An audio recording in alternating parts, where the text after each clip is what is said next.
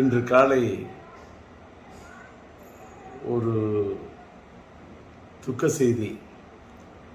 என்னோடு சமகாலத்தில் பணியாற்றியவர், தமிழ் திரையுலகத்தில் தனக்கென்று ஒரு தனி முத்திரை பதித்து தனி கொடி நாட்டியவர், என் இனிய நண்பர் எழுத்தாளர் இயக்குனர் கே. பாக்யராஜ் அவர்களார். அவர் மாரடைப்பால் மறைந்து விட்டார் என்ற துக்க செய்தி என் காதுக்கு எட்டியது. கவலை என்னுடைய மனதை போட்டு வாட்டு என்று வாட்டியது. காரணம், சமீபத்தில் தான் அவருடைய 50 ஆண்டு காலம் அவர் திரையுலகத்தில் பணியாற்றியவர் ஒரு பொன்விழாவை காண்கிறார் என்று அவருக்கு ஒரு விழா எடுத்தார்கள். அந்த விழாவிலே அவரை பாராட்டுவதற்கு எண்ணற்ற பேர் வந்திருந்தார்கள். நம்முடைய சூப்பர் ஸ்டார் ரஜினிகாந்த் ஐயா அவர்கள் வந்திருந்தார். நம்முடைய ஆந்திர மாநிலத்தினுடைய நட்சத்திரமாக கொடிகட்டி பறக்கும் நட்சத்திரமாக இருக்கக்கூடிய அண்ணன் மோகன் பாபு அவர்கள் வந்திருந்தார்கள். அந்த விழாவிற்கு நான் வர வேண்டும் என்று என்னை பாக்யராஜ் விரும்பி அழைத்தார். நான் சாதாரணமாக இப்போ எந்த விழாவுக்கும் போகிறதில்ல, தவிர்த்திருக்கேன். ஆனால் என்ன நினச்சேனோ தெரியல. அவர் ராஜேந்தர், நீங்கள் நானும் சேர்ந்து ஒரே சமகாலத்தில் இருந்தோம். என் காலத்திலே நீங்கள் திரையுலகத்தில் நம்ம 2 பேருமே நம்மளெல்லாம் போட்டின்னு சொல்லுவாங்க, ஆனால் நீங்கள் எனக்கு நல்ல நண்பர். நீங்கள் நானும் சேர்ந்து எந்த படத்துலையுமே பணியாற்றலை, அதனால் நீங்கள் வரணும்னு ரொம்ப நாத்தெடுக்க என்னை கூப்பிட்டார். அவர் அத்தனை முறை என்னை வற்புறுத்தி கூப்பிட்டது என்னோட மனசு ரொம்ப வாட்டினுச்சு. சரின்னு சொல்லிட்டு அந்த விழாவில் போய், சமீபத்தில் தான் அந்த விழா நடந்தது, அந்த விழாவில் போய் மனதார மனசு விட்டு அவரை பாராட்டிட்டு வந்தேன். எனக்கு அதில் என்னன்னா, இவ்வளவு சமீபமாக அவர் மறைந்து போயிடுவார்னு நான் கனவு கூட நினச்சி பார்க்கல. ஆனால் ஒரு சின்ன அவர் மறைந்து விட்டார் என்பது துக்கம் தாங்கலை, நெஞ்ச வாட்டுது. ஆனால் ஒரு சின்ன ஆத்ம திருப்தி என்னன்னா, ஒரு மனிதன் மறைந்து விட்ட பிறகு இன்னைக்கு நான் இரங்கல் செய்தி போடுறேன், எல்லாருக்கும் ஆறுதல் தெரிவிக்கிறேன். ஆனால் அவர் உயிரோடு இருந்தப்பவே, அவருக்கு ஒரு பாராட்டு விழா நடந்தப்ப அவருடைய காது குளிர, அவருடைய மனம் மகிழ, ஒரு சமகாலத்தில் என்னை விட ஒரு சீனியர் மூத்தவர், அவரை போய் நான் மனதார பாராட்டிட்டு வந்தேன் அப்படிங்கிறத நினைக்கும் போது எனக்கு ரொம்ப ஒரு மனசுக்கு நிகழ்ச்சியாக இருக்குது. அதோட இன்னொரு நிகழ்ச்சி என்னன்னா, நானும் அவரும் எந்த படத்துலையும் சேர்ந்து பணியாற்றலன்னு சொன்னார அப்படின்னு சொல்லக்குள்ள, என்னுடைய இனிய நண்பர் சாய் ரமணி அவர்கள் இயக்குனர், அவர் இப்போ ஒரு படம் எடுத்துக்கிட்டு இருக்கார், கன்னடத்து பைங்கிலின்னு ஒரு படம். அந்த படத்துக்கு நான் பாடல் எழுதி இசையமைச்சிட்டு இருக்கேன்.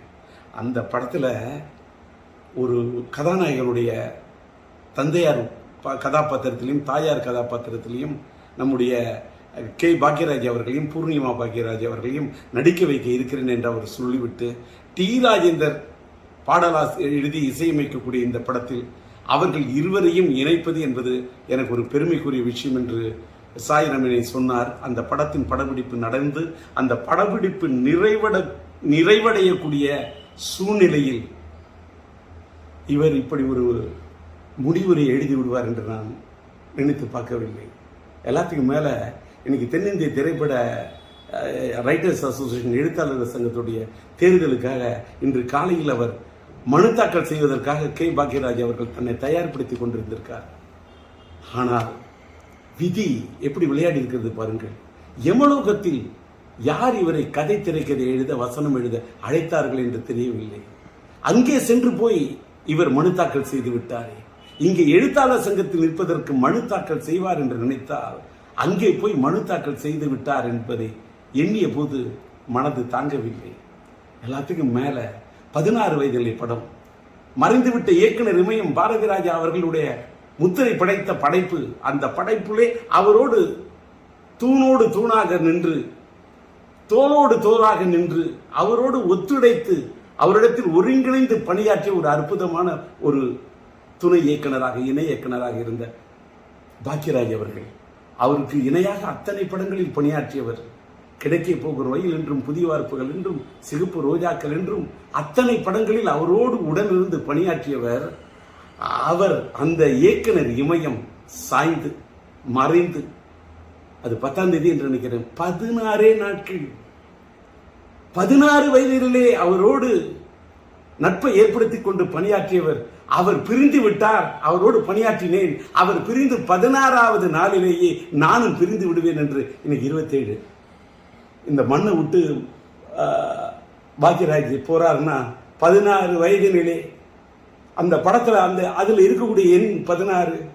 தன்னுடைய குருநாதர் மறைந்து நாட்கள் எண்ணி 16, அதில் என்னை விட்டு சென்று விட்டாயே என்று போய்விட்டாரே, தாங்கவில்லை. சுவர் இல்லாத சித்திரங்கள், அவர் எடுத்த படம் சுவர் இல்லாத சித்திரங்கள். இன்றைக்கு சுவர் இல்லாவிட்டால் சித்திரம் இருக்காது. நீ இல்லாவிட்டால் தமிழ் உலகத்தில் எங்கே சித்திரங்கள் இருக்கும்? நீ எடுத்த படம் ஒருகை ஓசை, ஏன் இவ்வளவு திடீரென்று நினைத்து விட்டாய்? நின்று விட்டது உன் குரல் ஓசை. நீ எடுத்த படம் மௌன கீதங்கள், எங்களை பாட வைத்து விட்டு சென்று விட்டாயே, ஏன் சோக கீதங்கள்? நீ எடுத்த படம் தூரல் நின்று போச்சு, எதற்காக இன்றைக்கு உன்னுடைய மூச்சு நின்று போச்சு? நீ எடுத்த படம் முந்தானை முடிச்சு, ஏன் நிறுத்தி கொண்டாய் நீ விடுகின்ற மூச்சு? எங்கே நின்றது உன் பேச்சு? தாங்கவில்லையே, துக்கம் தாழவில்லையே, எங்கே போய் சொல்வது? அதனால் நீ மறைந்து விட்டாய் என்ற செய்தி கேட்டவுடன் அது ஈட்டி போல் அது என் இதயத்தை தாக்கியது. அதனால் என்னுடைய துக்கத்தை எங்கே போய் சொல்வது? உம்மை இழந்து வாடக்கூடிய உன்னுடைய இல்லத்தாருக்கும் இந்த திரையுலகத்தை சார்ந்தவர்களுக்கும் என்னுடைய ஆறுதலையும் ஆழ்ந்த இரங்கலையும் தெரிவித்துக் கொள்கின்றேன். கலை உலகத்து ரசிக பெருமக்களுக்கு, தென்னிந்திய திரையுலகத்துக்கே, என் இந்திய திரையுலகத்துக்கே நீ பெரிய திரைக்கதை ஆசிரியர்.